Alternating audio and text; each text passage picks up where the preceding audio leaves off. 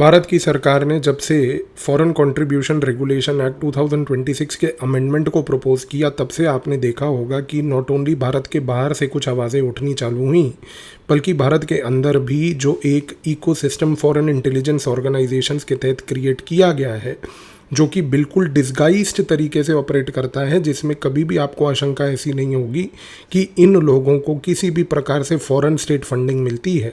But इनकी गतिविधियों के एनालिसिस और इंटेलिजेंस रिपोर्ट्स आज ये बात स्पष्ट करती हैं कि ये यहाँ पर एक इस प्रकार का ग्रुप बन के बैठा है जिनका ऑब्जेक्टिव है हर एक प्रकार के कानून को अपोज करना। भारत की सरकार का जो रिसेंट निर्णय है वो ये कि हम जो FCRA का कानून है उसको जॉइंट पार्लियामेंट्री कमेटी JPC को सौंपते हैं। JPC एक बार डिस्कस करे, विंटर सेशन में उस कानून को बेसिकली दोबारा से रीइंट्रोड्यूस करके पास करेंगे। अब इसके पीछे का गेम क्या है? गेम सिंपल है। Foreign contribution regulation act FCRA देश में लाया इस रीज़न से गया था क्योंकि 1970s में ये बात की चर्चा हुई थी, जब बेसिकली इमरजेंसी लगी थी कि उस समय बहुत सारे फॉरेन इंटेलिजेंस ऑर्गेनाइजेशंस भारत के अंदर अलग अलग तरीके से एसेट्स को क्रिएट कर रहे हैं, और ये एसेट्स जिस प्रकार से नर्चर हो रहे हैं वो भारत के अंदर सबवर्सिव एक्टिविटीज़ कर रहे हैं। आज अगर आप भारत के अंदर फॉरेन इंटेलिजेंस ऑर्गेनाइजेशंस की तरफ से कुछ प्लांटेड सबवर्सिव एक्टिविटीज़ को ऑब्जर्व करो तो एक पैटर्न बहुत बड़ा क्लियर दिखता है। इन लोगों ने, फॉरेन इंटेलिजेंस ऑर्गेनाइजेशंस ने, जिस प्रकार से FCRA के कानून का दुरुपयोग करके उसके कुछ प्रोविजंस जो नहीं थे पहले, जो अब आए हैं, उनको बेसिकली मिसयूज़ और यूज़ करके एक बहुत बड़ा इंफ्रास्ट्रक्चर और एक इंडस्ट्री ऑफ सबवर्जन भारत में क्रिएट किया है। वो क्या है? सबसे पहले एक इंटेलेक्चुअल वर्ग को क्रिएट करो। एक इंटेलेक्चुअल वर्ग में कुछ ऐसे थिंक टैंक्स बनाओ, थिंक टैंक्स ना बनाओ तो कुछ ऐसे थिंक टैंक्स हों जिनको आप समर्थन दो, जिसमें कुछ ऐसे स्कॉलर्स हों जो स्कॉलर्स को बेसिकली कुछ स्पेसिफिक वेस्टर्न कंट्रीज़ में स्कॉलरशिप्स के लिए बुलाकर उनको वहाँ पर स्कॉलरशिप के तहत पढ़ाकर ट्रेन करके आप वापस भेजो, ताकि बेसिकली ये सारे के सारे लोग जब भारत वापस आके उस पर्टिकुलर, पहली बात तो थिंक टैंक जो कि एक हाईएस्ट लेवल पर आज की डेट में रखा गया है, उससे जब जुड़ें तो वहाँ से ये काम करें नरेटिव बिल्डिंग का। अब ये नरेटिव बिल्डिंग कैसे होती है? एक व्यक्ति, मान लीजिए कि भारत की तरफ से एक भारतीय नागरिक, ब्राइट लड़का, एक स्कॉलरशिप के तहत बाहर जाता है। स्कॉलरशिप मिलती है तो जाहिर सी बात है कि उसका सबसे ज़्यादा संवेदनश जो होगा वो बेसिकली उस देश के साथ होगा, क्योंकि उस देश के लोगों ने उसको स्कॉलरशिप दी है, सरकार ने स्कॉलरशिप दी है, इंस्टीट्यूशन ने स्कॉलरशिप दी है। जब आप वहाँ जाकर बेसिकली स्कॉलरशिप के तहत पढ़ते हो तो आपको ग्रेजुअली एक एजेंडा के ऊपर और एक स्पेसिफिक आइडियोलॉजी के ऊपर ट्रेन किया जाता है। अब वो व्यक्ति वापस आके एक थिंक टैंक से जुड़ेगा, थिंक टैंक में बैठ के बड़ी बड़ी रिपोर्ट्स लिखेगा, अपने आप को रिसर्चर पोर्ट्रे करेगा, यूट्यूब के माध्यम पे, यूट्यूब पे आकर आज की डेट में या सेमिनार्स में जाकर स्पीचेस देगा। इससे क्या होता है कि पॉइंट्स निकलते हैं, इन्फॉर्मेशन आती है। ये इन्फॉर्मेशन एक आइडियोलॉजिकल कलर लेके आती है। इसका एक पर्पज़ होता है। पर्पज़ ये होता है कि देश के अंदर एक सबवर्सिव माहौल क्रिएट करना। ये इन्फॉर्मेशन जब आप वहाँ से बेसिकली पोर्ट्रे करते हो एज अ थिंक टैंक, वहाँ से ये इन्फॉर्मेशन को अखबार उठाते हैं। अखबार के उठाने के बाद यूट्यूब पे लोग उठाते हैं। इससे इन्फॉर्मेशन परकोलेट करके एक आम आदमी तक पहुंचती है। तो थिंक टैंक से आप चाहे डायरेक्टली जुड़े हों या ना जुड़े हों, लेकिन आपको आज ये बात पता होनी चाहिए कि कुछ थिंक टैंक्स के जो थॉट प्रोसेसेस हैं, उनके कुछ आइडियोलॉजिकल पॉइंट्स कहीं ना कहीं किसी ना किसी तरीके से आपके मन पसंदीदा यूट्यूब चैनल्स हों, इंस्टाग्राम फॉलोअर्स हों या कोई भी हो, अखबार हों, आपको उनके तहत पहली बात तो पहुंच रही है। दूसरी बात, इसके साथ साथ जितने भी बहुत सारे आइडियोलॉजिकली कलर्ड रिटायर्ड ब्यूरोक्रेट्स और मिलिट्री ऑफिशियल्स होते हैं। मैंने इस चैनल पे आज से कुछ महीने पहले एक चंडीगढ़ लॉबी पे वीडियो बनाया था।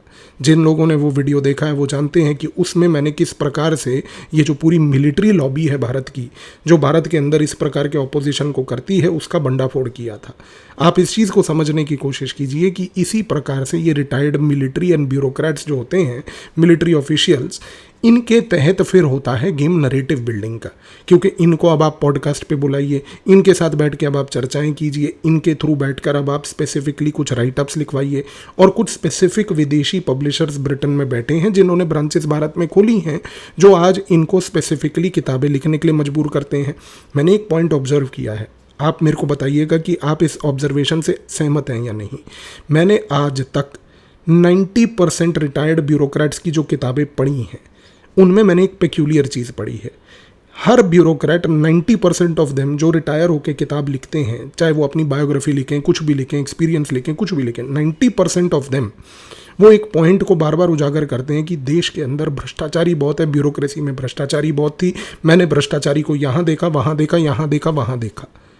मुझे आपसे सिर्फ एक सवाल है, अगर देश में इतनी भ्रष्टाचारी थी, इतनी समस्या थी, आपने एज अ ब्यूरोक्रेट अगर उस भ्रष्टाचारी को देखा तो आपने रिज़ाइन क्यों नहीं किया? आपकी नैतिकता आपको रिज़ाइन करने के लिए नहीं कहती?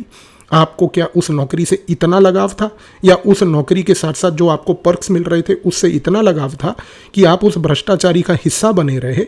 और लेकिन रिटायरमेंट के बाद आपने इस प्रकार से किताब लिख के नैरेटिव बिल्डिंग करी कि देश तो अंदर से खोखला हो चुका है। एक छोटी सी किताब में इतना पोटेंशियल होता है कि आज उस किताब को, और रिपीटेडली अगर उस प्रकार की आप सारी किताबें पढ़ें तो आप एक चीज़ ऑब्जर्व करेंगे कि बार बार ये जब पॉइंट आपके ऊपर रीइंफोर्स किया जाएगा तो आपको यही चीज़ सिखाई जाएगी एक नैरेटिव के तहत कि देश खोखला हो चुका है। FCRA जैसा जो कानून है वो इसीलिए आवश्यक है क्योंकि यहाँ पर ये जो नरेटिव बिल्डिंग है, ये आज की डेट में चाहे थिंक टैंक लेवल पर हो, ये चाहे आज की डेट में ब्यूरोक्रेटिक एंड मिलिट्री के रिटायर्ड ऑफिशियल्स के कारण हो, ये जिस प्रकार से जो नरेटिव बिल्डिंग हो रहा है, पहली बात FCRA का कानून इन प्रकार की गतिविधियों को रोकने के लिए धीरे धीरे डिज़ाइन हुआ है। दूसरी सबसे बड़ी बात, FCRA के कानून का सबसे महत्वपूर्ण पॉइंट ये भी है कि जो फॉरेन फंडिंग आती है वो मात्र सिर्फ ये इंटेलेक्चुअल सबवर्जन के लिए नहीं होती। Intellectual subversion is one part of the game, larger part of the game is projects को लेकर, डेवलपमेंट को लेकर ऑपोजिशन करना। हर एक प्रकार से एक ऐसा नैरेटिव क्रिएट किया जाए कि कोई भी देश में बड़ा विकास कार्य का कोई प्रोजेक्ट हो तो उस विकास कार्य के प्रोजेक्ट से ऑपोजिशन होना ही होना है, और उस ऑपोजिशन को फिर ग्लोरीफाई करके आप उसको एक बड़े स्तर पर लेके जाइए। हर प्रोजेक्ट में कुछ ना कुछ समस्या होगी। आप अगर आज की डेट में एक इलाके में, एक नगर के अंदर, एक कॉलोनी में एक स्पीड ब्रेकर भी बनाएंगे ना, तो वहाँ पर भी जिस व्यक्ति के घर या दुकान के आगे स्पीड ब्रेकर बनेगा ना, वो आके आपत्ति जब्त कराएगा। तो ऐसा नहीं है कि इशू नहीं होगा, लेकिन आपको समझाने की बात है और गेम को समझा के क्लियरली एक्सप्लेन करने की बात है कि इससे फ़ायदा क्या होगा। अगर एक स्पीड ब्रेकर बन रहा है तो जाहिर सी बात है कि गाड़ियां जो तेज़ रश कर रही थी वो अब धीरे होकर जाएंगी। और कल को अगर आप दुकानदार को मात्र सिर्फ इतना समझा दें कि यार स्पीड ब्रेकर से, अगर मान लीजिए, एक बहुत जेनरिक उदाहरण दे रहा हूँ, इसको लिटरल सेंस में मत लीजिएगा, लेकिन अगर सिर्फ इतना समझा दिया जाए कि अगर स्पीड ब्रेकर से मान लीजिए कि गाड़ी आपके दुकान के आगे हल्की स्लो हो जाएगी, तो हो सकता है बंदा यूँ मुड़ के दुकान को एक बार देख भी लेगा, तुम्हारे को फ्री की मार्केटिंग मिल रही है। क्वेश्चन यहाँ पर यह है कि हर समस्या को ग्लोरीफाई करने के बजाय अगर हम समस्या के समाधान को समझाएं तो वो रिलेटिवली बेटर होगा। लेकिन FCRA की आवश्यकता इसलिए है क्योंकि यहाँ पर समस्या का समाधान बताने के बजाय समस्या का ग्लोरिफिकेशन एक इंटेंस लेवल पर होता है। तीसरी सबसे बड़ी चीज़ कि आज FCRA के कानून की आवश्यकता इस रीज़न से भी है क्योंकि देश में धड़ल्ले से सनातन धर्म को अटैक करने के लिए जिस प्रकार से एक मुहिम चलाई जा रही है, जिसमें क्रिश्चियन कन्वर्जन रैकेट एक फ्रॉडुलेंट तरीके से पूरे देश में चल रहा है, उस पर्टिकुलर रैकेट को रोकने की आवश्यकता है। आप साउथ इंडिया के स्टेट्स देख लीजिए, साउथ ईस्ट इंडिया के स्टेट्स देख लीजिए और पंजाब देख लीजिए, जिस प्रकार से वो रैकेट चलता है। एक पूरी की पूरी वीडियो इस विषय पे बन सकती है कि कैसे वो step by step conversion racket को यहाँ पर चलाया जाता है।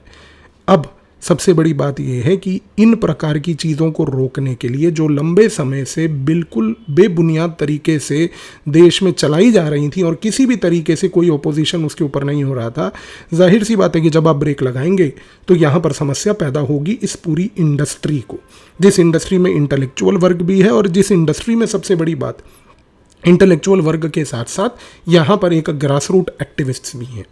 लेकिन अब सवाल ये उठता है सबसे बड़ा कि क्या सरकार ने इस FCRA के कानून को JPC में भेजकर कोई गलती कर दी? आप इस चीज़ का अंदाज़ा इस पर्टिकुलर पॉइंट से लगाइए कि सरकार के ऊपर एक हमेशा से यहाँ पर प्रेशर डाला जाता है ये कह के कि ये सरकार बड़ी एंटी डेमोक्रेटिक है। चलिए मान लीजिए एक मोमेंट के लिए कि ये सरकार एंटी डेमोक्रेटिक है। अगर ये एंटी डेमोक्रेटिक है तो डेमोक्रेसी के पार्लियामेंट के एक टूल जिसका नाम है JPC, जॉइंट पार्लियामेंट्री कमेटी, जिसमें अन्य पार्टियों के मेंबर्स भी बैठकर अपनी सलाह और अपने ओपिनियंस उस पर्टिकुलर बिल के ऊपर दे सकते हैं। अगर एक एंटी डेमोक्रेटिक सरकार होती तो पहली बात उसको JPC का रूट अपनाने की आवश्यकता ना होती, वो बिल पार्लियामेंट में लाती और आज की डेट में जिस प्रकार से पार्लियामेंट में नंबर्स हैं उस नंबर्स के तहत ये बिल पास हो जाता। इस पर्टिकुलर मूव से एटलीस्ट एक इंटेलेक्चुअल वर्ग जो था, जो सबवर्सिव एक्टिविटीज़ को बढ़ावा दे रहा था, उसको सरकार ने यहाँ पर एक ट्रैप में डाल दिया। ट्रैप ये है कि अब आप जेपीसी के अंदर जब बैठेंगे और जेपीसी में बैठकर जो जितने भी विपक्षी दल के नेता और दूसरे अन्य पार्टियों के नेता अपनी अपनी टिप्पणियाँ देंगे, इस कॉन्टेक्स्ट में अब आप ये तो कतई ही आर्ग्यूमेंट नहीं कर सकते कि इस बिल के अंदर कुछ ऐसे प्रोविजंस थे जो ड्रैकोनियन थे। तो यहाँ पर ये जो सरकार का ट्रैप था, इस सेशन में पास नहीं हुआ, फ़र्क क्या पड़ता है, अगले सेशन में पास हो जाएगा। हर सेशन के बीच में 6 महीने का गैप संवैधानिक तौर से आज की डेट में भारत का संविधान कहता है कि 2 सेशंस के बीच में 6 महीने से ज़्यादा का गैप हो नहीं सकता। तो ठीक है, अगर अभी अगस्त में नहीं तो दिसंबर में मानसून सेशन ही सही, विंटर सेशन ही सही, विंटर सेशन नहीं तो फॉर दैट मैटर उसके बाद जनवरी फरवरी में अपना जो है बजट सेशन आ जाएगा। तो विंटर सेशन हो या बजट सेशन हो, अगर अभी मानसून सेशन में पास नहीं हुआ तो फ़र्क नहीं पड़ता है। लेकिन जेपीसी को ये बिल को हैंड ओवर कर देना उस इंटेलेक्चुअल क्लास के अंदर यहाँ पर प्रॉब्लम क्रिएट करेगा, क्योंकि अब वो इंटेलेक्चुअल क्लास इस चीज़ को जस्टिफाई कैसे करेगी कि यहाँ पर एक बड़ा एंटी ड्रैकोनियन लॉ आया था जिसको पास करने के लिए सरकार ने अपना अथॉरिटेरियन बिहेवियर दिखाया। अब वो अथॉरिटेरियन बिहेवियर ऑटोमेटिकली एक डेमोक्रेटिक एक्टिविटी में कन्वर्ट हो गया। तो एक चीज़ समझ लीजिए, बिल आएगा, बिल तो पास होगा, ये कानून तो इवेंचुअली बनेगा ही बनेगा। जिन लोगों की इंडस्ट्री यहाँ पर अफेक्ट हो रही है, उन इंडस्ट्री वालों को अब कोई नई इंडस्ट्री में जॉब ढूंढनी चाहिए, नहीं मिलती है तो देखना चाहिए कि जीवन में करना क्या है।